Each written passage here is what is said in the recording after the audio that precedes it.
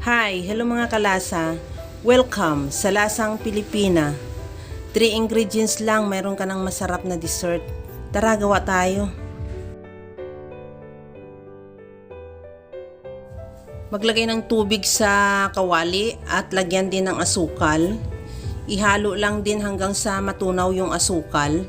Take note, hindi pa bukas yung apoy.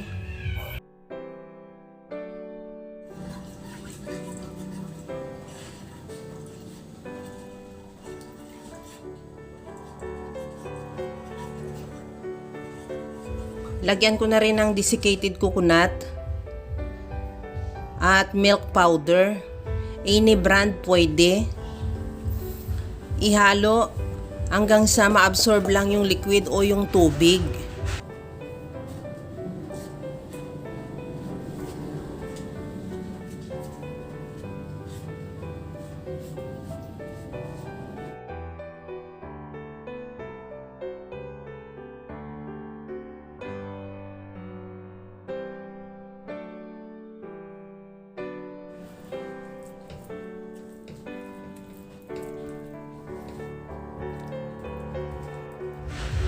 At buksan na natin yung apoy.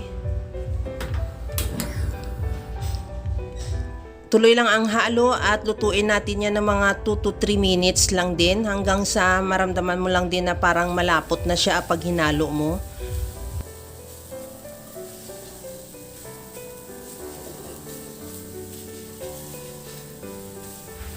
Okay na to, ilagay na lang natin sa bowl at palamigin.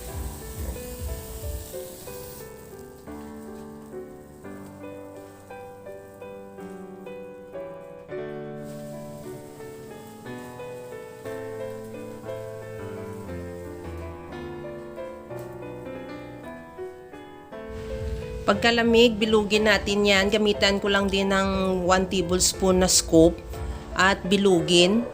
Pagka mabilog mo na rin, ilagay natin yan, i-coat sa milk powder.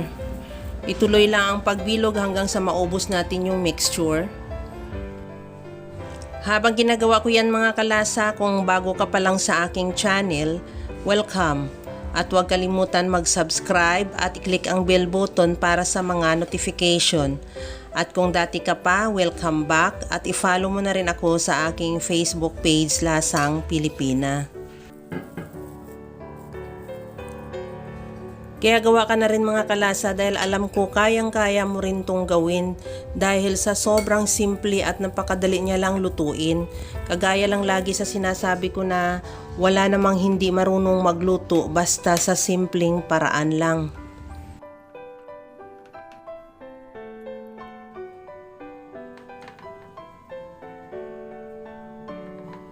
Ito na mga kalasa, presenting yung ating masarap na dessert na napakadali niya lang lutuin at sobrang simple lang pero sobra din naman ang sarap. At pwede na rin naman nating tawagin niya na macaron balls dahil gawa rin naman siya sa desiccated coconut.